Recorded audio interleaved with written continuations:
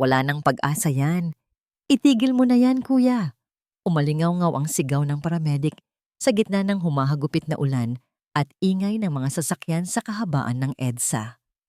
Ang mga ilaw ng ambulansya ay paulit-ulit na naglalaro sa basang mukha ni Rafael, ngunit hindi niya ininda ang lamig o ang mga salitang tila kutsilyong sumasaksak sa kanyang pagkatao. Napapikit siya ng mariin. Ang mga salitang iyon, narinig na niya ang mga iyon dati, hindi sa isang maingay na kalsada, kundi sa isang tahimik at malamig na operating room. Ang amoy ng dugo at antiseptiko ay biglang bumalik sa kanyang alaala, kasama ang nakabibinging tunog ng isang flatline na monitor. Ang pakiramdam ng kabiguan, ang pakiramdam ng pagiging walang silbi. May pulso pa, mariin niyang sabi, halos pabulong sa kanyang sarili. Ang kanyang boses ay nanginginig, hindi dahil sa lamig, kundi dahil sa bigat ng alaala. Mahina, pero mayroon pa. Ang kanyang mga daliri na sanay na sa kalyo at grasa mula sa pagmamaneho ng tricycle ay tila may sariling isip, dahan-dahan, maingat. Ngunit may di matatawarang katiyakan, sinuri niya ang nanlalamig na leeg ng babae. Isang babaeng nakahandusay sa kalsada. Ang mamahaling damit ay nabahiran na ng putik. Ang mukha ay maputla sa ilalim ng ilaw poste. Isang magarang kotse ang nakaparada ng bahagya sa gilid. Ang pinto nito'y nakabukas. Halatang galing doon ang babae. Halatang hindi siya taga rito. Hindi siya nabibilang sa magulong mundong ito ng usok, alikabok, at kahirapan.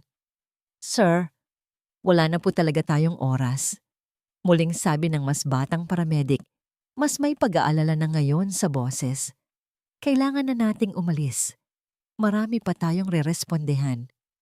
Pero ang mas matandang kasama nito ay tiningnan lang si Rafael mula ulo hanggang paa. Nakita nito ang kanyang lumang t-shirt, ang kanyang kupas na pantalon, ang kanyang tsinelas na may bakas ng putik. Isang hamak na tricycle driver. Ano bang alam ng isang tricycle driver sa ginagawa niya? Narinig ni Rafael na ibinulong nito sa kasama. "Baka lalo mo lang siyang mapatay." Hindi siya kumibo. Sa halip, ang mga kamay niya ang nagsalita. Gamit ang dalawang daliri, maingat niyang sinuri ang mga mata ng babae. Dilated pupils, sluggish reaction to light. Sa isip niya, isang listahan ng mga posibleng dahilan ang mabilis na nabuo. Stroke, aneurysm. Kinapa niya ang pulso nito sa pulsuhan. Mahina, masyadong mahina. Kailangan niya ng hangin. Utos niya. Ang boses ay biglang nagkaroon ng bigat at awtoridad na ikinagulat maging ng kanyang sarili. "Itagilid niyo siya. Bilis!" Nagkatinginan ang dalawang paramedic, nag-aalinlangan. Ngunit may kung anong kapangyarihan sa mga mata ni Rafael. Isang apoy na matagal nang natabunan ng abo ng pagsisisi na nag-udyok sa kanila na sumunod. Habang inaalalayan nilang itagilid ang babae, muling nagsalita si Rafael. Ang mga salita ay tila galing sa isang malayong nakaraan. "May nakikita ba kayong anumang sugat sa ulo? Anumang bukol?" Umiling ang mas batang paramedic. "Wala po." "Okay," sagot ni Rafael habang pinapanatili ang daliri sa leeg ng babae. Binabantayan ang bawat mahinang pintig na tila isang kandilang anumang oras ay maaaring mamatay. Para sa kanya, ang bawat tibok na yon ay isang himig ng pag-asa. Hindi niya alam kung gaano sila katagal sa ganoong posisyon. Ang alam lang niya ay bawat segundo ay mahalaga. Sa bawat segundong lumilipas, milyon-milyong brain cells ang namamatay. Sa isip niya, nakikita niya ang isang maselang ugat sa loob ng utak nito. Isang ugat na pumutok. At ngayon ay nagkakalat ng lason sa dapat sanay santuwaryo ng diwa at alaala. Ito ang kalaban niya, hindi ang ulan, hindi ang mga paramedic, kundi ang oras. "Diyan na," sigaw ng isang boses. "Nandito na ang stretcher." Mabilis na kumilos ang mga tao sa paligid niya. Maingat nilang inilipat ang babae sa stretcher. Sa isang saglit, Sa gitna ng kaguluhan, nakita ni Rafael ang mukha nito ng malapitan. Maganda. Kahit sa kabila ng pamumutla at kawalan ng malay, baka sa mukha nito ang tapang at marahil ang kalungkutan. Sino ka? Tanong niya sa kanyang isip. Habang isinasakay nila ang babae sa ambulansya, isang kamay ang marahang humawak sa balikat ni Rafael, ang mas batang paramedic. Salamat kuya, sabi nito. May paggalang na sa boses. Sino ka ba? Doktor ka ba? Napayoko si Rafael. Ang apoy sa kanyang mga mata ay biglang namatay at napalitan ng pamilyar na anino ng sakit. Hindi, mahina niyang sagot. Tricycle driver lang ako. Tumalikod siya bago pa man may masabi ang lalaki. Ayaw niyang makita ang awa sa mga mata nito. Ayaw niyang harapin ang mga tanong na tiyak na kasunod. Tumayo siya sa gilid ng kalsada, basang-basa, nanginginig.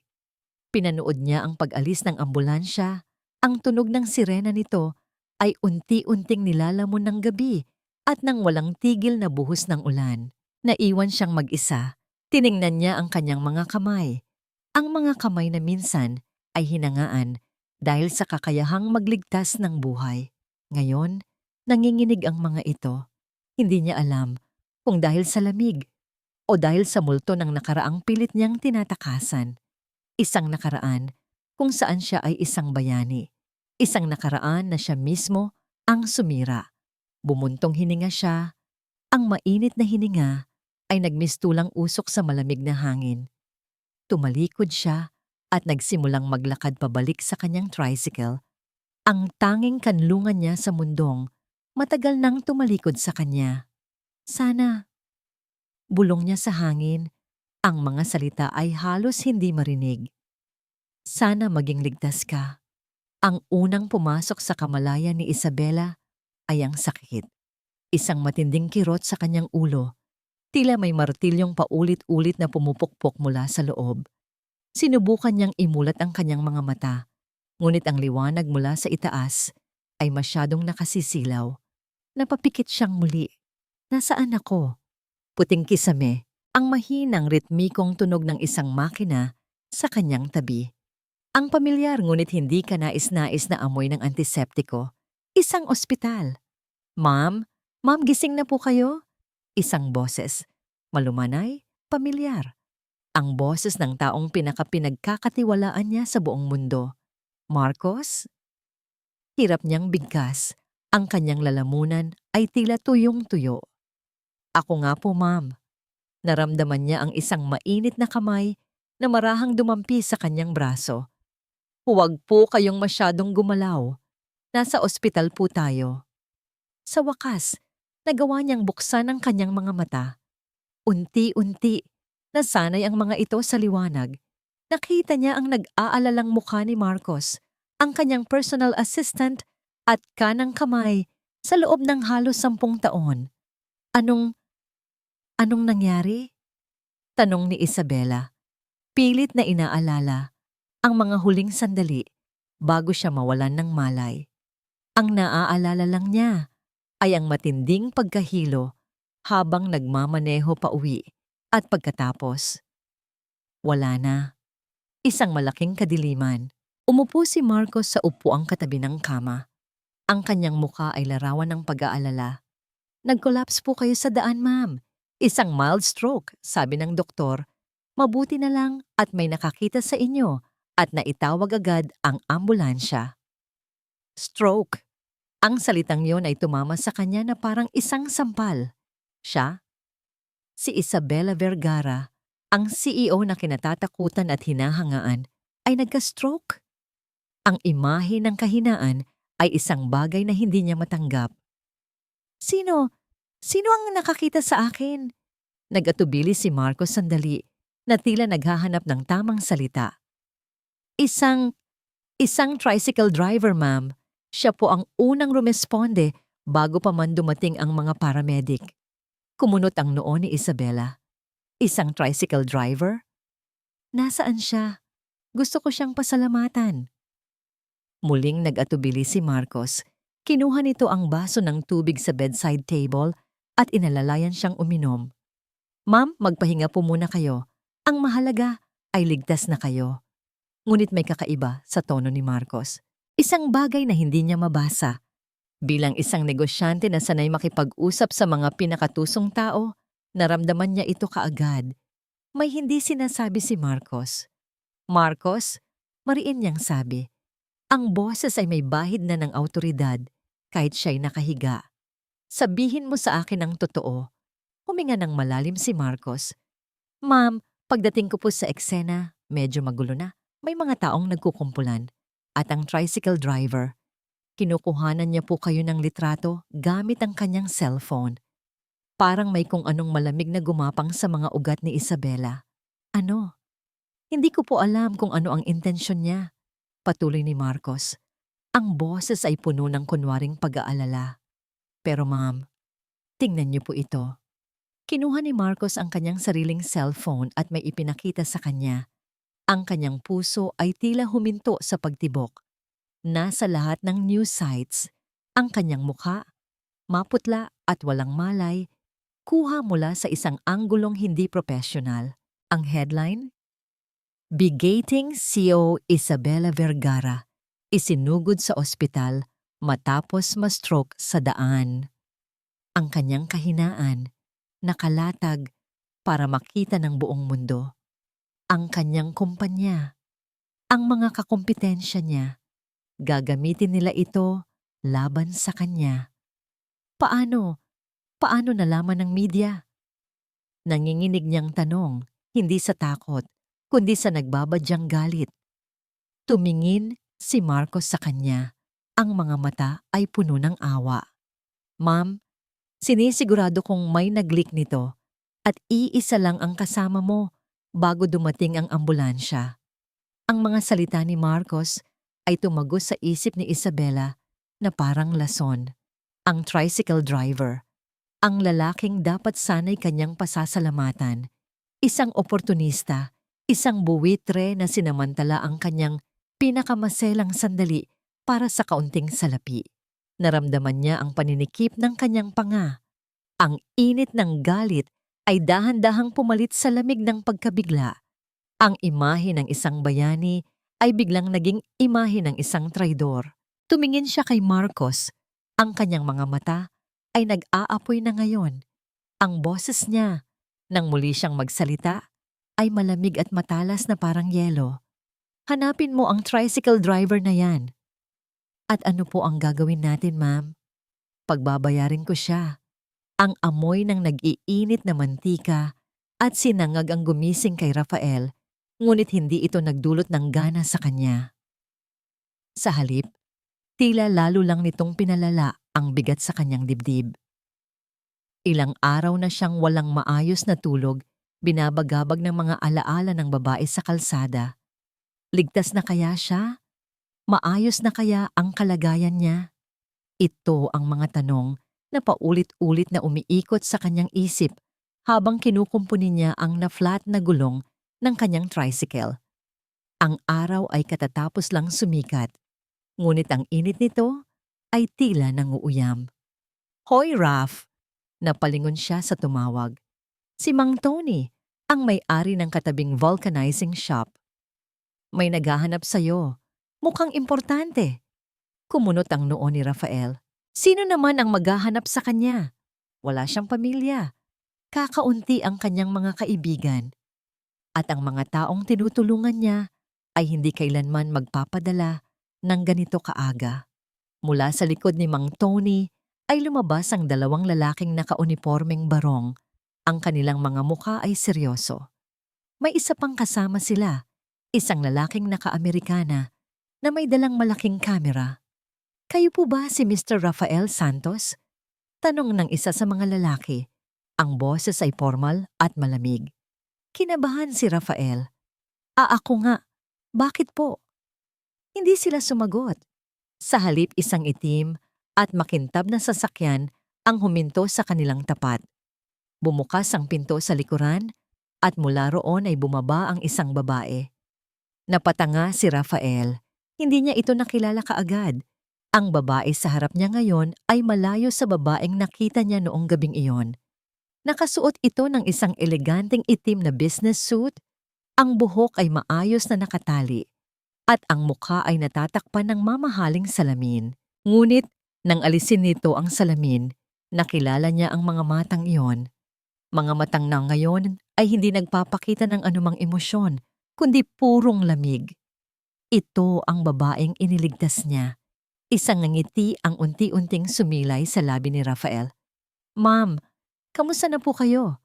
Mabuti naman po at hindi niya natapos ang kanyang sasabihin. "Ikaw," sabi ng babae. Ang boses ay matigas na parang bato. "Ikaw ang gumawa nito." Nawala ang ngiti ni Rafael. "Papo, anong ibig ninyong sabihin?" Sa isang senyas mula sa babae, ang lalaking may kamera ay nagsimulang kumuha ng mga litrato. Ang mga flash ng kamera ay tila mga kidlat na paulit-ulit na tumatama sa kanya. Ang mga kapitbahay niya ay nagsimula ng maglabasan, nag-uusisa sa nangyayari. "Huwag ka nang magkunwari," patuloy ni Isabela. "Bawat salita ay may diin. Alam ko ang ginawa mo. Ibinenta mo ang kwento ko.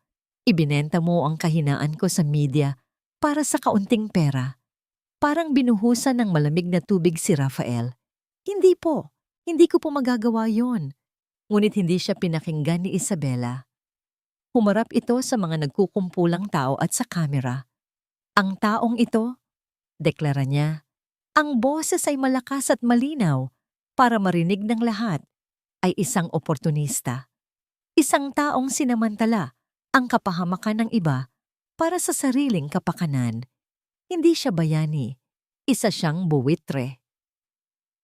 Ang bawat salita ay tila isang suntok sa sikmura ni Rafael. Napayuko siya.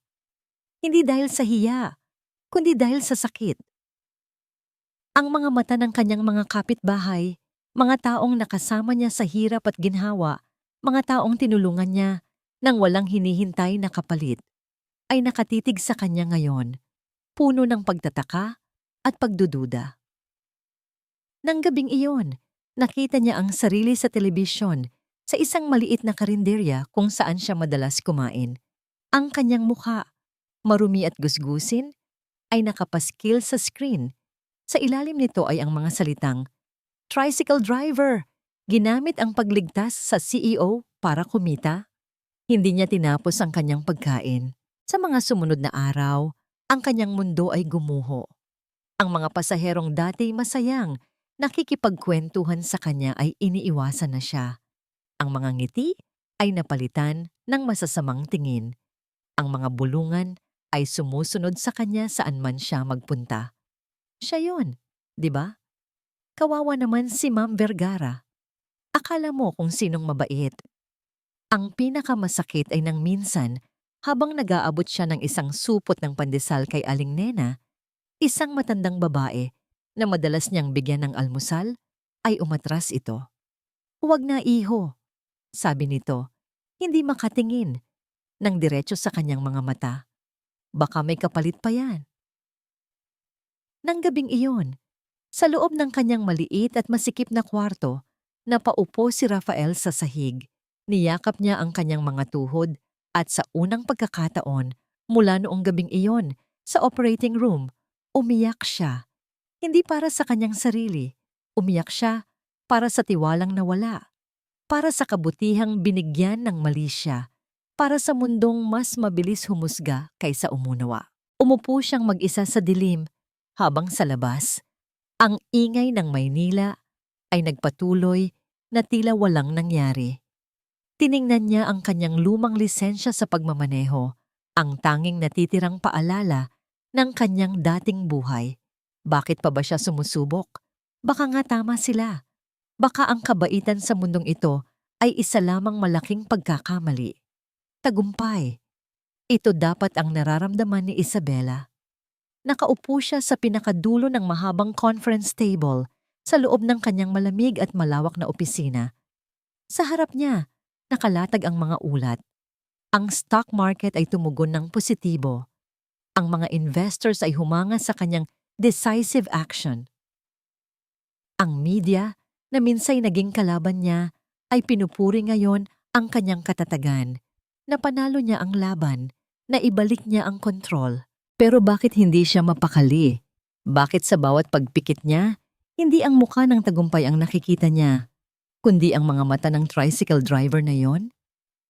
Sa press conference, ang mga mata nito ay puno ng pagkalito at sakit.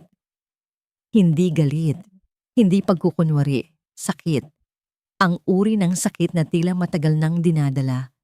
Hindi ito ang mga mata ng isang taong gahaman sa pera. Ma'am, okay lang po ba kayo? Naputol ang kanyang pag-iisip. Si Marcos, nakatayo sa tabi niya, nag-aalok ng isang tasa ng kape. Kanina pa po kayo tulala. Pagod lang siguro. Sagot niya, pilit nang ngumingiti. Maraming nangyari nitong mga nakaraang araw. Ngunit pagsapit ng gabi, sa kalaliman ng kanyang pag-iisa sa malapalasyong bahay, ang hindi maipaliwanag na pagkabalisa ay muling bumalik. At sa kanyang pagtulog, dinalaw siya ng isang panaginip. Nasa gitna siya muli ng kalsada. Umuulan ng malakas. Ang ingay ng mga busina. Ang liwanag ng mga ilaw. Ngunit sa pagkakataong ito, malinaw ang lahat. Nakita niya ang isang lalaki. Nakaluhod sa tabi niya. Ang mukha nito ay hindi malinaw, ngunit ang mga mata, kitang-kita niya ang mga mata nito. Hindi ito mga matang mapanlinlang o mapagsamantala. Ito ay mga matang puno ng determinasyon, puno ng lungkot. Mga matang tila nakikita ang isang bagay na hindi nakikita ng iba. Mga matang nagmamakaawang iligtas siya. Nagising si Isabela na habol ang hininga, ang kanyang puso ay kumakabog ng malakas. May mali. Kinabukasan, pagdating niya sa opisina, hindi si Marcos ang una niyang tinawag. Lito. Sabi niya sa intercom, tinatawag ang pinuno ng kanyang security team. Pumunta ka sa opisina ko. Now. Si Lito ay isang malaki at tahimik na lalaki na mas matapat pa sa aso. Yes, ma'am? I need the CCTV footage. Utos ni Isabela, walang paligoy-ligoy. Mula sa gabi ng insidente, lahat ng anggulo mula sa mga building malapit sa lugar kung saan ako natagpuan, I want all of them. At Lito, ayokong malaman ito ni Marcos. Tayong dalawa lang. Bahagyang nagulat si Lito, ngunit tumangulang ito. Masusunod po, ma'am. Kinagabihan, nang wala ng tao sa opisina, isinara ni Isabela ang mga blinds. Sa malaking monitor sa kanyang dingding, isa-isang pinanood niya ang mga video. Grainy, malabo, ngunit sapat na para makita ang mga pangyayari. Nakita niya ang paghinto ng kanyang sasakyan. Nakita niya ang pagdaan ng ilang sasakyan. Walang pumapansin. At pagkatapos, nakita niya ang isang tricycle na huminto. Lumabas ang driver, si Rafael.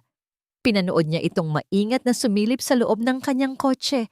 Nakita niya ang pag-aalala sa kilos nito nang subukan nitong buksan ang pinto. Pagkatapos ay dumating ang ambulansya. Dito na nagsimulang bumilis ang tibok ng puso ni Isabela. Nakita niya ang pagtatalo. Nakita niya ang pagtuturo ni Rafael sa mga paramedic. Nakita niya ang mga kamay nito, ang mga kamay na iyon, na gumagalaw ng may katiyakan. At pagkatapos, dumating ang eksenang nagpabago sa lahat. Nang maisakay na siya sa ambulansya at umalis na ito, hindi umalis si Rafael. Hindi niya kinuha ang kanyang cellphone para tumawag o mag-text. Hindi siya nakipag-usap sa mga usisero. Nakatayo lang siya roon. Mag-isa. Basang-basa sa ulan, nakatingin sa papalayong ambulansya. Tumayo siya roon ng halos 1 minuto, tila isang estatwa ng kalungkutan, bago siya dahan-dahang tumalikod at naglakad pabalik sa kanyang tricycle. Kinuha ni Isabela ang report na ibinigay sa kanya ni Marcos. Nang dumating ako, naabutan ko ang driver na kinukuhanan kayo ng litrato habang kinakausap ang ilang usisero. Halatang naghahanap ng mabebentahan ng impormasyon. Isang kasinungalingan. Tiningnan niya ang timestamp sa CCTV. Ang ambulansya ay umalis ng 9:47 p.m. Si Rafael ay nanatili doon hanggang 9:48 p.m. Ngunit ayon sa logbook ng gusali, Si Marcos ay dumating sa lugar ng 9:55 p.m. Halos 10 minuto pagkatapos ng lahat. Ang pundasyon ng kanyang galit ay unti-unting gumuho at napalitan ng isang bagay na mas nakakatakot, pag-aalinlangan. Muli niyang pinanood ang video, itinuon ang kamera sa mukha ni Rafael habang nakatayo ito sa ulan. Ang kanyang ekspresyon ay hindi nababasa, ngunit ang kanyang postura ay nagsasabi ng lahat. Pagod, pag-aalala. Pinindot niya ang pause. Ang grainy na imahe ng mukha ni Rafael ay nakatitig pabalik sa kanya mula sa screen. Sino ka ba? Bulong niya sa malamig at tahimik na opisina. Sino ka ba talaga? Kinabukasan, ibang Isabela Vergara ang pumasok sa opisina. Ang kanyang karaniwang seryosong muka ay napalitan ng isang blangkong ekspresyon, isang maskarang maingat na itinago, ang namumuong bagyo sa kanyang kalooban. Marcos, cancel all my meetings for today. Utos niya pagpasok pa lang. Something urgent came up. Hindi niya hinintay ang sagot nito. Dumiretso siya sa kanyang sasakyan, ngunit hindi ang kanyang driver ang nagmaneho. Siya mismo.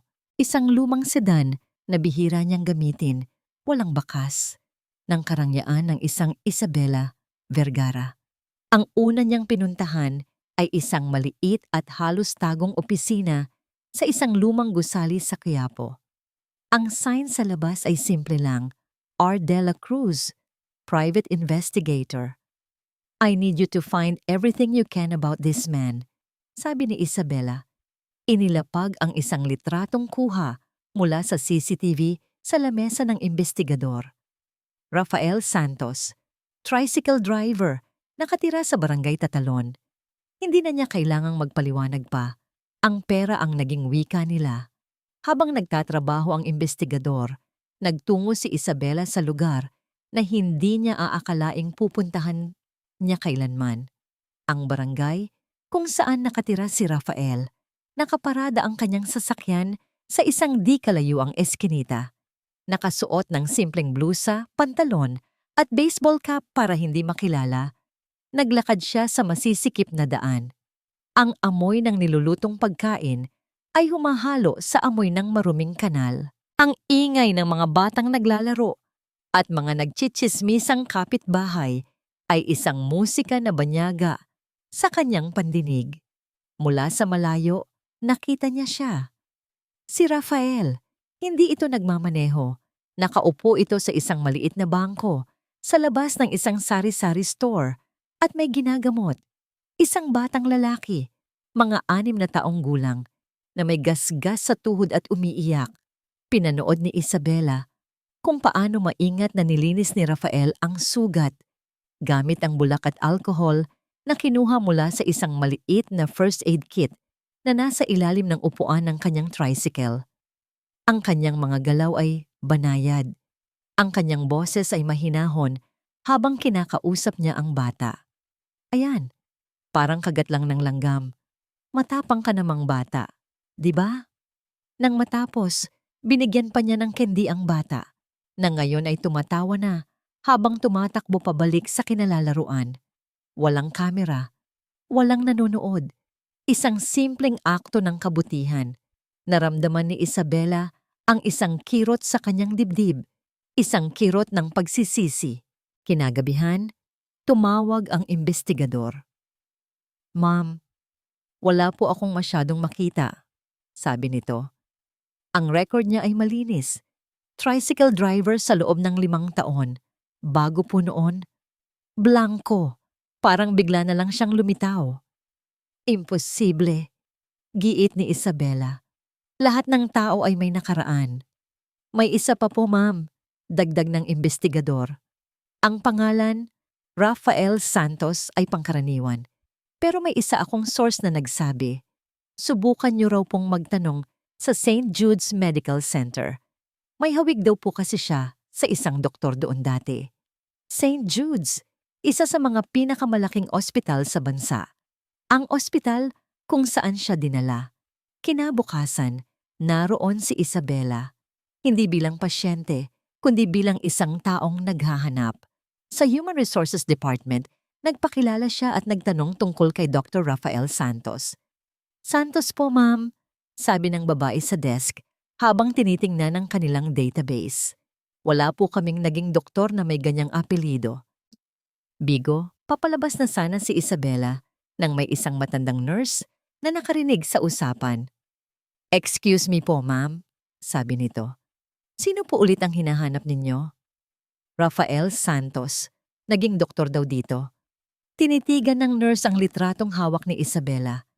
Nanlaki ang kanyang mga mata. "Hindi po Santos ang apelyido niya," mahinang sabi ng nurse. "At hindi na po siya doktor dito. Matagal na." "Anong ibig mong sabihin?" tanong ni Isabela. Nararamdaman ang mabilis na pagtibok ng kanyang puso. Ang nurse ay tila nag-aalangan, ngunit may nakita itong determinasyon sa mga mata ni Isabela. Hinila siya nito sa isang tahimik na sulok ng hallway. "Kamukha niyo po si Dr. De Los Santos," bulong ng nurse. Si Dr. Rafael De Los Santos, ang pinakamagaling naming neurosurgeon dati. Anghel ang tawag namin sa kanya. Walang operasyong hindi niya nagagawa. Walang pasyenteng hindi niya ipinaglalaban." Anong nangyari sa kanya?" Halos hindi makapaniwalang tanong ni Isabela. Ang mukha ng nurse ay napuno ng kalungkutan. Pumasok ito sa isang maliit na silid-aklatan ng ospital at bumalik na may dalang isang lumang, naninilaw na dyaryo. Nanginginig ang mga kamay ni Isabela habang inaabot ito. Nasa front page, isang balitang matagal nang nalimutan ng lahat. Ang litrato ng isang mas batang Rafael, nakayuko habang papalabas ng korte, ang kanyang mga mata ay walang buhay. At ang headline, na tila isang martilyong dumurog sa puso ni Isabela. Henyong doktor na si Rafael De Los Santos, tinanggalan ng lisensya dahil sa malpractice. Ang tricycle driver, ang lalaking hinusgahan niya, ipinahiya at tinawag na buwitre, ay isang doktor, isang henyo, isang anghel. Napahawak si Isabela sa pader para suportahan ang sarili. Ang hangin ay tila naubos sa kanyang baga. Ang buong mundo niya ay gumuho sa isang iglap. Ang biyahe pabalik sa kanyang opisina ay tila isang panaginip.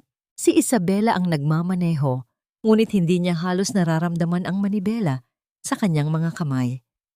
Ang kanyang isip ay lumilipad, bumabalik sa nakaraan. Sinusubukang pagtagpi-tagpiin ang isang palaisipang hindi niya maintindihan.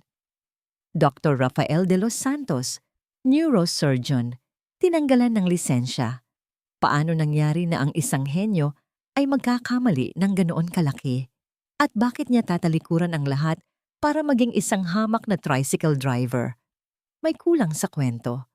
Pagdating niya sa kanyang opisina, dumiretso siya sa kanyang computer. Ang dyaryo ay nakalatag sa kanyang lamesa, isang paalala ng malupit na katotohanan. Gamit ang kanyang mga koneksyon at resources, sinimulan niyang halungkatin ang lahat ng impormasyon tungkol sa kaso ng malpractice ni Dr. De Los Santos. Mga ulat ng korte, mga testimonya, mga artikulo, binasa niya ang lahat, bawat salita, bawat pangungusap. Ang kaso, isang pasyenteng namatay sa operating table dahil sa maling dosage ng anesthesia. Ang pasyente ay isang kilalang politiko. Naging malaking eskandalo ito.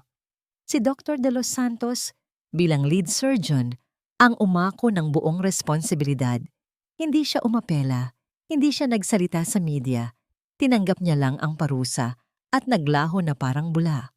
Ngunit habang binabasa niya ang mga teknikal na detalye ng operasyon, isang pangalan ang paulit-ulit na lumilitaw.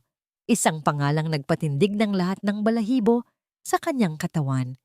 Assisting physician, Dr. Marcos Jimenez, ang kanyang Marcos, ang kanyang tapat na assistant. Noon, isa palang resident doctor sa ilalim ng pamamahala ni Dr. De Los Santos. Napahawak si Isabela sa kanyang sentido. Ang sakit ng ulo niya ay bumabalik, ngunit hindi ito dahil sa stroke. Ito ay dahil sa bigat ng katotohanang unti-unting lumilinaw sa kanyang isipan. Tumayo siya at naglakad papunta sa malaking bintana ng kanyang opisina. Tanaw ang syudad sa ibaba. Bakit hindi ito nabanggit ni Marcos?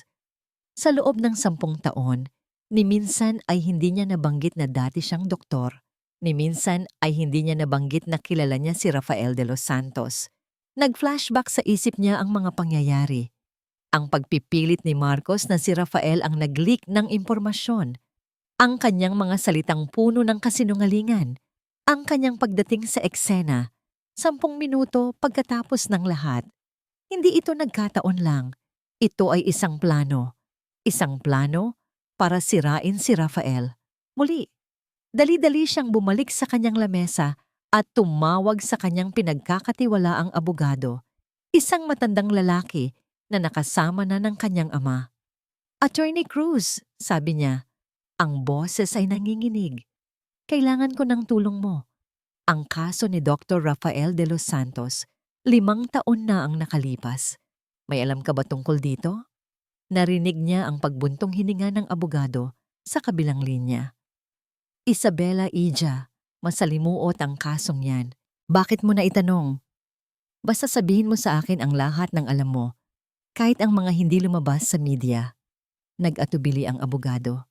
May mga usap-usapan noon, mga bulungan sa loob ng ospital. Sinasabi nila, hindi si Dr. De Los Santos ang nagkamali.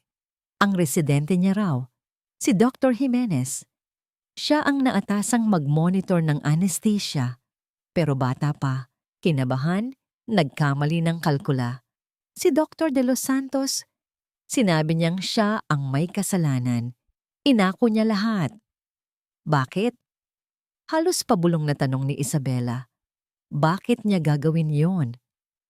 Dahil ayon sa mga nakakakilala sa kanya, ganoon siyang klaseng tao.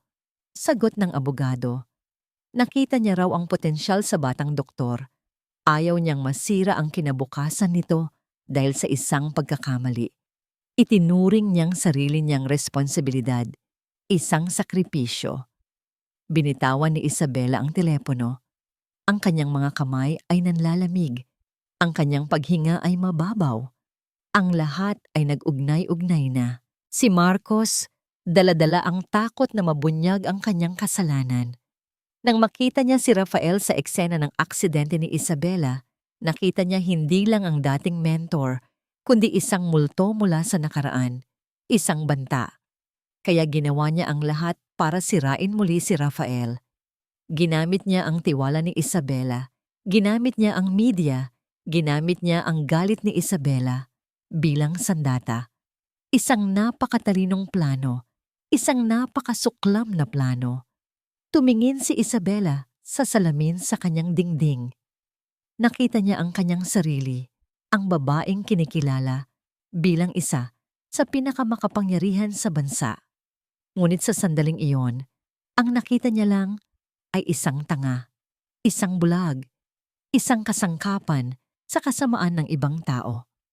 At ang taong nasaktan niya, ang taong ipinahiya niya sa buong mundo, ay ang parehong taong sumalba sa kanyang buhay, ang taong nagsakripisyo ng sarili nitong kinabukasan para sa isang taong hindi karapat-dapat. Isang matinding pagsisisi ang bumalot sa kanyang puso, mas masakit pa sa anumang sakit na naramdaman niya. Kasabay noon, isang email ang pumasok sa kanyang inbox mula sa kanyang private investigator. Ang subject, urgent. Binuksan niya ito. Nakalakip dito ang mga bank records at stock transactions. Si Marcos, lihim niyang ibinebenta ang kanyang mga shares sa kumpanya. Lihim siyang naglilipat ng malalaking halaga ng pera sa isang offshore account. Hindi lang siya sinungaling, hindi lang siya traidor. Isa siyang magnanakaw. At malinaw na ang plano niya. Kapag bumagsak na ang kumpanya dahil sa iskandalo, tatakas siya, dala ang milyon-milyong pera. At siya, si Isabela, ang maiiwang nakaluhod sa gitna ng mga guho. Ang katahimikan sa loob ng kanyang opisina ay nakabibingi. Ang mga dokumento sa kanyang screen, mga bank records, flight details, mga email, ay tila mga ahas na gumagapang. Handa siyang tuklawin anumang oras. Si Marcos, ang kanyang pinagkakatiwalaan. Ang taong itinuring niyang pamilya. Inaahas siya. Kinukuha ni Marcos ang lahat. Bago pa man niya matawagan ang kanyang mga abogado, nagsimulang mag-vibrate nang walang tigil ang kanyang cellphone. Mga tawag mula sa kanyang board members, mula sa kanyang CFO, mula sa media. Isabela, anong nangyayari? Bakit biglang bumagsak ang stocks natin ng 15%? Ma'am, may kumakalat na balita online. May nag-leak daw ng internal memo tungkol sa plano nating tanggalan ng trabaho ang 500 empleyado. Miss Vergara, totoo po bang nasa bingit ng bankruptcy ang Vergara Corp? Isang kasinungalingan. Lahat ay kasinungalingan. Mga pekeng balita, mga minanipulang dokumento. Ngunit ang pinsala ay totoo.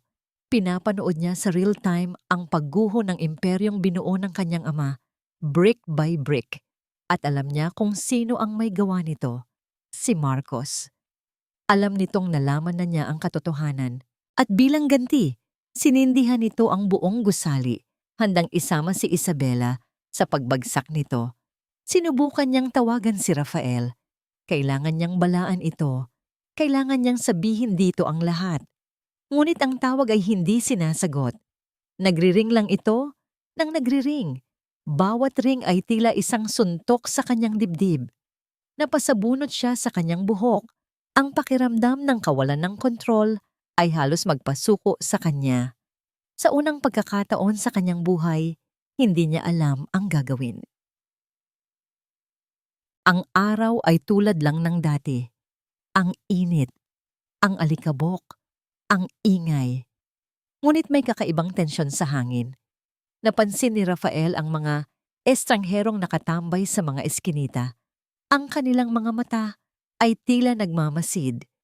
Hindi niya ito pinansin. Nagpatuloy siya sa pagpapasada. Sinusubukang ibalik sa normal ang kanyang buhay.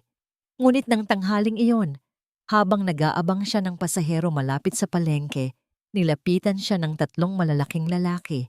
Hindi sila mukhang taga roon. Rafael Santos? Tanong ng isa. Ang boses ay magaspang. Tumango si Rafael, biglang kinabahan. May nagpapasabi, sabi ng lalaki. Lumapit ito nang husto sa kanya. Ang amoy ng alak ay nanunuot sa ilong. Manahimik ka na lang daw. Huwag mo nang kausapin yung CEO. Huwag kang magsasalita tungkol sa kahit ano. Kung hindi, tumingin ito sa paligid, sa mga tindahan, sa mga taong naglalakad. Kung hindi, baka magkaroon ng malaking sunog dito sa palengke. Aksidente lang, syempre. Kawawa naman ang mga kababayan mo. Ang banta ay malinaw. Hindi ito para sa kanya. Ito ay para sa mga taong pinoprotektahan ko niya. Para kay Aling Nena. Para sa mga batang binibigyan niya ng candy.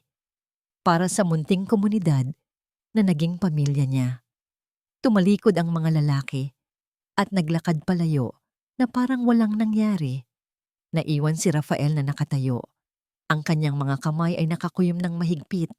Ang galit at takot ay nag-aagawan sa loob niya. Sino ang may gawa nito? Ang babae ba? Si Isabela? Ganoon na ba kalaki ang galit nito sa kanya? Hindi. Ang mga mata nito, noong huli silang nagkita, may nakita siyang bahid ng pagdududa. Hindi ito gagawa ng ganito. Kung ganoon, sino? Ang kanyang cellphone ay nagri-ring sa kanyang bulsa. Nakita niya ang pangalan sa screen. Unknown number. Hindi niya ito sinagot. Baka sila na naman. Baka isang panibagong banta. Napatingin siya sa mga tao sa paligid niya, sa kanilang mga simpleng buhay, sa kanilang mga munting pangarap. Sila ang dahilan kung bakit niya tiniis ang lahat. Hindi niya hahayaang madamay sila. Kahit na ang kapalit nito ay ang kanyang sariling katahimikan. Gabi na. Ang mga tawag ay tumigil na. Ang katahimikan ay mas nakakatakot. Ang kumpanya niya ay nagdurugo. Ang pangalan niya ay dinudungisan at ang lalaking iniligtas siya ay hindi niya makontak. Nawala na ang lahat. All is lost. Biglang tumunog ang kanyang personal na telepono. Isang numerong hindi niya kilala. Ngunit sinagot niya pa rin, hello? Ngayon, sino ang walang alam, Isabela? Ang boses. Ang malamig at mapanuyang boses ni Marcos. Napapikit si Isabela ng mariin. Hayop ka, Marcos. Pagsisisihan mo to. Narinig niya ang tawa nito sa kabilang linya. Talaga ba? Dahil sa pagkakaalam ko, ako ang may hawak ng lahat ng baraha. Ikaw, wala kang natira. Anong gusto mo? Tanong ni Isabela. Ang boses ay pagod na. Simple lang, sabi ni Marcos. Pumili ka ang kumpanya mo o ang tricycle driver mo. Anong ibig mong sabihin? Kung mananahimik ka at hahayaan mo akong umalis ng payapa, ititigil ko ang pag-atake sa kumpanya mo. Baka may maisalba ka pa. Pero kapag nagsalita ka, kapag sinubukan mo akong habulin, sisiguraduhin kong hindi lang ang kumpanya mo ang masisira. Ang buong komunidad ng mahal mong driver, magliliyab. Ang boses ni Marcos ay puno ng lason at alam ni Isabela na hindi ito nagbibiro. Hawak siya ni Marcos sa leeg. Anumang piliin niya may mawawala. Anumang piliin niya, talo siya. Ibinaba ni Marcos ang telepono. Naiwan si Isabela sa dilim, nakatingin sa mga ilaw ng syudad na dati simbolo ng kanyang kapangyarihan. Ngayon, ang mga ito'y tila mga matang humuhusga sa kanyang kabiguan. Ang umaga ay dumating, ngunit hindi ito nagdala ng liwanag, kundi ng anino ng isang napipintong digmaan. Ang ultimatum ni Marcos ay parang bombang nakaamba sa kanyang ulo. Pumili ka. Ang kumpanya o ang lalaki. Para sa matagal na panahon, nakaupo lang si Isabela sa dilim ng kanyang opisina. Tinitimbang ang dalawang bagay na pinakamahalaga sa kanya ngayon, ang legasiya ng kanyang pamilya at ang hustisya para sa isang taong inosente. Ang dating Isabela Vergara ay pipiliin ang kumpanya ng walang pag-aalinlangan. Ngunit ang Isabela ngayon, ang Isabelang nakakita ng tunay na kabutihan sa mga mata ni Rafael, ang Isabelang naging kasangkapan ng kasamaan, ay hindi na pareho. Tumayo siya. May determinasyon sa kanyang mga mata na mas matindi pa kaysa dati. Hindi siya pipili. Ililigtas niya pareho. Ang una niyang ginawa ay tumawag sa kanyang pinakamatapat na tauhan, si Lito, ang hepe ng seguridad. Lito, I need a favor. Isang malaking pabor. Sumunod, tinawagan niya ang kanyang abogado. Attorney Cruz, ihanda mo na ang lahat ng papeles at tumawag ka na rin ng mga pulis. Bigyan mo ako ng 1 oras. Ang huli niyang tinawagan ay ang vice chairman ng board, isang matandang kaibigan ng kanyang ama. Tito Ben, alam kong magulo ngayon, pero kailangan kong hingin ang buong tiwala mo. Magpatawag ka ng emergency board meeting. Ngayon na. Sabihin mong bababa na ako sa pwesto. Iyan lang ang paraan para pumunta si Marcos. 1 oras. Iyon lang ang mayroon siya. Sa loob ng 1 oras na yon, kumilos si Isabela na parang isang general na naghahanda para sa kanyang huling laban. Eksaktong 10:00 ng umaga, bumukas ang pinto ng engranding boardroom ng Vergara Corp. Ang lahat ng miyembro ng board ay naroon. Ang kanilang mga mukha ay gusot sa pag-aalala at pagkalito. Sa kabilang dulo ng lamesa, nakaupo si Marcos. Ang kanyang mukha ay nagpapakita ng isang pekeng pag-aalala, ngunit ang kanyang mga mata ay nagniningning sa tagumpay. Salamat sa pagdalo ninyong lahat. Simula ni Marcos. Alam kong biglaan ito, ngunit sa harap ng krisis na kinakaharap ng ating kumpanya, kailangan nating gumawa ng hindi pa huli ang lahat, Marcos. Lahat ng mga mata ay napalingon sa pinto. Doon nakatayo si Isabela. Hindi siya mukhang talunan. Nakasuot siya ng isang matingkad na pulang bestida. Ang kanyang postura ay matikas. Ang kanyang mga mata ay nag-aapoy. Isabela? Gulat na sabi ni Marcos na wala ang kanyang pagkukunwari. Anong ginagawa mo dito? Kinukuha ko lang kung ano ang sa akin. Sagot ni Isabela. Naglalakad papalapit sa lamesa. Nag-iwan siya ng isang itim na folder sa harap ng bawat miyembro ng board. At ibinabalik ang lahat ng ninakaw mo. Binuksan ng mga board members ang folder.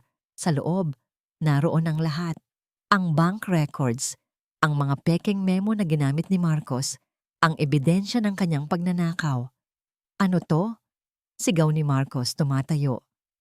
Gawa-gawa lang yan. Desperada ka na. Talaga ba? Kalmadong tanong ni Isabela. Tumingin siya sa malaking screen sa likod ni Marcos. Sa isang pindot ng remote sa kanyang kamay, lumabas ang isang video. Isang video na kuha mula sa isang hidden camera sa opisina ni Attorney Cruz.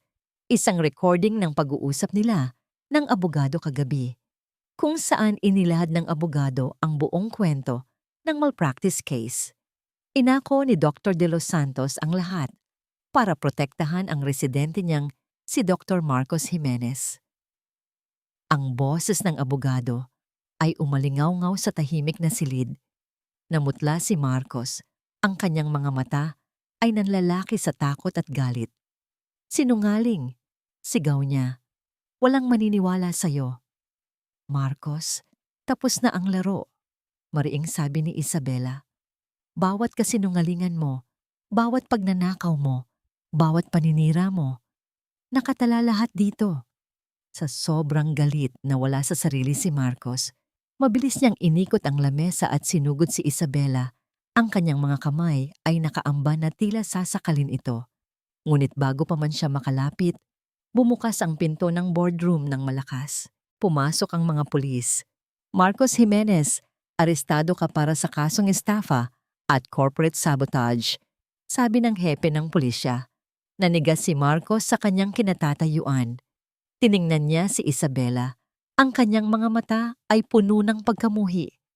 Habang pinoposasan siya ng mga pulis, ibinulong niya ang kanyang huling mga salita na puno ng lason. Hindi ka niya mapapatawad, sigaw niya habang kinakaladkad palabas.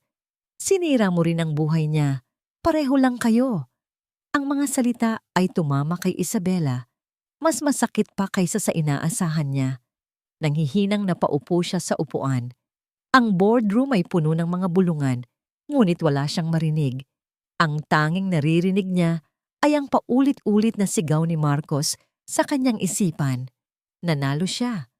Nailigtas niya ang kumpanya. Nailigtas niya si Rafael mula sa panganib. Ngunit sa anong halaga? Tama si Marcos. Siya rin. Sinira niya ang buhay ni Rafael at ang kapatawaran. Baka iyon ang isang bagay na hindi na niya makukuha kailanman. Ang hangin sa Manila Baywalk ay may dalang alat at mga kwento ng libu-libong taong dumaan na rito. Para kay Rafael, dala nito ang kapayapaan. Nakaupo siya sa isang sementadong bangko, nakatanaw sa papalubog na araw. Ang kulay kahel at lila ng langit ay tila isang pinturang idinampi sa canvas ng dagat. Nalaman niya ang lahat mula sa balita. Ang pag-aresto kay Marcos, ang pagbagsak at muling pagbangon ng Vergara Corp sa loob lamang ng isang araw. Ang pangalan ni Isabela Vergara na ngayon ay laman muli ng mga usapan, hindi bilang biktima, kundi bilang isang bayaning muling isinilang. Ngunit para kay Rafael, hindi iyon ang mahalaga. Ang mahalaga ay tahimik na ang kanyang munting komunidad. Wala nang mga estrangherong nagmamasid. Wala nang takot sa mga mata ng kanyang mga kapitbahay. Sa wakas, pagkatapos ng 5 taon, naramdaman niyang malaya na siya. Hindi dahil napatunayan na siyang inosente sa mata ng batas, kundi dahil sa kauna-unahang pagkakataon, napatawad na niya ang kanyang sarili. Ang pagkakamali niya ay hindi ang pag-ako sa kasalanan ng iba, kundi ang pag-iisip na hindi na siya karapat-dapat sa kapayapaan. Rafael? Isang boses sa likuran niya ang pumutol sa kanyang pag-iisip. Isang boses na pamilyar, ngunit ngayon ay walang bahid ng galit o kapangyarihan. Tanging pag-aalinlangan. Lumingon siya. Nakatayo roon si Isabela. Wala ang kanyang mamahaling bestida, wala ang kanyang mga bodyguard. Nakasuot lang siya ng simpleng pantalon at blusa.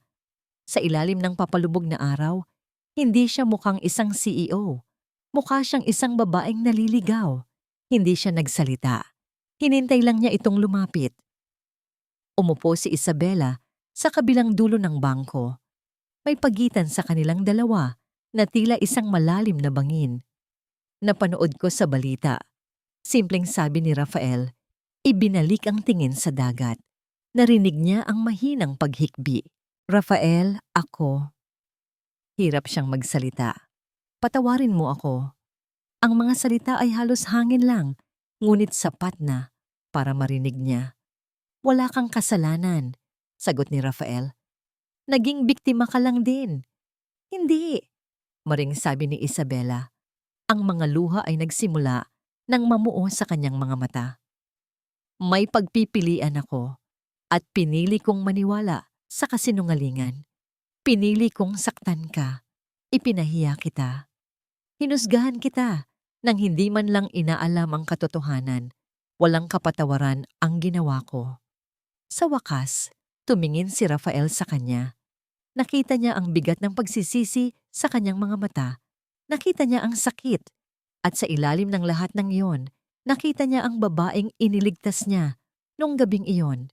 Isang taong marupok at nangangailangan ng tulong. Matagal na kitang pinatawad, Isabela. Mahinahon niyang sabi. Mula pa noong araw na ipinahiya mo ako sa harap ng lahat. Dahil alam kong ang galit mo ay hindi para sa akin, kundi para sa takot na nararamdaman mo. Umiling si Isabela. Ang mga luha ay tuluyan ng pumatak sa kanyang mga pisngi. Gagawin ko ang lahat para itama to. Kakausapin ko ang medical board. Ibabalik natin ang lisensya mo. Lilinisin natin ang pangalan mo. Karapat dapat kang bumalik sa ospital. Karapat dapat kang... Shh! Sabi ni Rafael. At sa unang pagkakataon, ginawa niya ang isang bagay na hindi niya inaasahan. Inabot niya ang kamay nito. Ang balat nito ay malambot, kabaligtaran ng sa kanya na magaspang at may kalyo. Tumingin si Isabela sa kanilang magkahawak na kamay at lalo siyang napaiyak. Ngunit sa pagkakataong ito, ang mga luha ay hindi na lang dahil sa pagsisisi, kundi dahil sa isang emosyong matagal na niyang kinalimutan. Ang pagpapatawad ay hindi para sa nakaraan, Isabela. Malumanay na pagpapatuloy ni Rafael, ang kanyang hinlalaki ay marahang humahaplos sa kamay nito. Kundi para sa hinaharap, para makapagsimula tayo muli.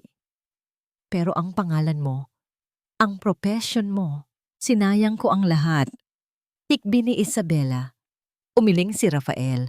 Isang maliit na ngiti ang sumilay sa kanyang mga labi. Hindi mo sinayang. Siguro, ito talaga ang landas na para sa akin. Natagpuan ko ang sarili ko, hindi sa loob ng isang malinis at magarbong operating room, kundi sa mga eskinita ng Maynila. Ang pagiging doktor ay hindi nakikita sa lisensya, Isabela. Nasa puso. Huminga siya ng malalim. Ang hangin ng dagat ay tila nagbibigay sa kanya ng lakas. Tinatalikuran ko na ang nakaraan. Hindi ko na kailangan ng titulo. Ang kailangan ko lang ay ang kapayapaan na nararamdaman ko ngayon. Binitawan niya ang kamay nito at naramdaman ni Isabela ang biglaang pangungulila. Ano? Ano ang gagawin mo ngayon? Tanong niya. Ang boses ay halos pabulong, natatatakot sa maaring maging sagot. Tumingin si Rafael sa kanya at sa pagkakataong ito, ang kanyang mga mata, ang mga matang laging puno ng lungkot, ay may bahid na ng kislap. Isang kislap ng pag-asa at marahil ng kasiyahan. Itutuloy ko lang ang pagmamaneho, sabi niya. Isang mas malawak ng ngiti na ngayon ang nasa kanyang labi. Pero baka ngayon, may kasama na ako. Ang tanong ay nakabitin sa hangin sa pagitan nila, mas makahulugan pa kaysa sa anumang pangako. Hindi ito isang alok ng kayamanan o katanyagan. Isa itong alok ng isang simpleng buhay ng pagsama sa paglalakbay. Sa gitna ng kanyang mga luha, isang tunay na ngiti ang sumilay sa mga labi ni Isabela sa unang pagkakataon. Isang ngiti na umabot hanggang sa kanyang mga mata. Ang araw ay tuluyan ng lumubog sa kanluran, nag-iiwan ng huling sinag ng pag-asa sa abot-tanaw. Para sa kanilang dalawa, hindi ito ang katapusan ng araw, ito ang simula Lumipas ang 6 na buwan. Ang pangalang Isabela Vergara ay hindi na madalas makita sa business section ng mga dikadyaryo. Sa halip, kung mayroon man, ito'y nasa mga maliliit na artikulo sa community pages. Vergara Foundation, naglunsad ng mobile clinic. Dating CEO, nanguna sa isang feeding program sa Tondo. Ang turinggaring ng Vergara Corp ay ipinamahala na niya sa mga taong pinagkakatiwalaan niya. Nanatili siyang chairman, ngunit ang kanyang araw-araw na buhay ay hindi na umiikot sa stock market o board meetings. Ang mundo niya ngayon ay umiikot sa ugong ng isang tricycle. Dahan-dahan lang aling puring, sabi ni Isabela habang maingat na inaalalayan ang isang matandang babae na bumaba mula sa sidecar. Huwag mong biglain ang pagtayo. Nakangiting tumango ang matanda. Salamat, Hija. Salamat sa inyo ni Raf. Kung wala kayo, hindi ko alam kung saan ako kukuha ng pambili ng gamot sa Rayuma. Wala po yun, Nay, sagot ni Rafael na siyang nagmamaneho. Ngumiti ito kay Isabela, isang nangiting nagsasabing, trabaho na naman tayo. Ang kanilang mobile clinic ay hindi isang magarbong van na puno ng modernong kagamitan. Ito ay ang tricycle ni Rafael. Ang likod na bahagi nito ay na-customize para magkasya ang isang malaking kahon na puno ng mga pangunahing gamot, first aid supplies at mga bitamina. Lahat ay pinunduhan ng pundasyong itinayo ni Isabela. Sila ang medical team. Si Rafael, gamit ang kanyang likas na kaalaman bilang dating doktor, ang nagsusuri. Si Isabela, na sumailalim sa basic medical training, ang tagalista, taga-abot ng gamot, at higit sa lahat, taga-aliw sa mga pasyente. Nang araw na yon, pagkatapos ng kanilang misyon sa isang maliit na komunidad sa ilalim ng tulay, huminto sila sa paborito nilang lugar, ang Baywalk, kung saan unang naghilom ang kanilang mga sugat. Habang kumakain sila ng fishball mula sa isang paper plate, pinanood ni Isabela si Rafael. Ang mga linya sa mukha nito ay naroon pa rin, mga bakas ng isang mahirap na nakaraan. Ngunit ang lungkot sa kanyang mga mata ay napalitan na ng kapanatagan. Masaya ka ba? Biglang tanong ni Isabela. Tumingin si Rafael sa kanya bahagyang nagulat. Bakit mo na itanong? Dahil binitawan mo ang lahat para dito, ang pagiging CEO, ang karangyaan. Ngumiti si Rafael. Kumuha ito ng isang pirasong fishball at itinutok sa kanya. Ikaw, masaya ka ba? Tumingin si Isabela sa paligid. Ang maingay na kalsada. Ang amoy ng usok at dagat. Ang malagkit na sarsa ng fishball sa kanyang mga daliri. Ang lalaking katabi niya na may pinakamabuting puso sa buong mundo. Hindi niya kailanman inakala na ang kaligayahan ay matatagpuan sa ganitong lugar, sa ganitong paraan. Ngunit heto siya. Oo, sagot niya, at sa unang pagkakataon, naramdaman niya ang kasinseroan sa bawat hibla ng kanyang pagkatao. Sobra. Hindi na nila kailangan pang magsalita. Ang kanilang pag-ibig ay hindi isinisigaw sa mundo. Hindi ito ipinapakita sa mga mamahaling regalo o mga engranding petsa. Ito ay isang pag-ibig na tahimik. Isang pag-ibig na nakikita sa bawat pag-abot ng gamot, sa bawat pag-alalay sa matanda, sa bawat pagbabahagi ng isang paper plate ng fishball sa ilalim ng papalubog na araw. Isang pag-ibig na binuo mula sa mga guho ng kanilang nakaraan at pinatibay ng isang pangarap para sa hinaharap. Kinagabihan, habang ihahatid na siya ni Rafael pauwi, isinandal ni Isabela ang kanyang ulo sa balikat nito. Ang ugong ng makina ng tricycle ay parang isang uyayi sa kanyang pandinig. Mula sa isang babaeng kinatatakutan ng kahinaan, natagpuan niya ang kanyang lakas sa paglilingkod. Mula sa isang lalaking itinakwil ang kanyang sarili, natagpuan niya ang kanyang halaga sa pagmamahal. Habang tinatahak nila ang mga kalsada ng Maynila, isang pamilyar na kasabihan ang pumasok sa isip ni Isabela at alam niyang ito ang pinakatotoong kwento ng kanilang pag-ibig. Kung para sa'yo, babalik talaga kahit gaano pa kasakit ang nakaraan. At sa pagkakataong ito, hindi na sila lilingon pa. Tanging ang daan na lang sa kanilang harapan ang kanilang titingnan, magkasama.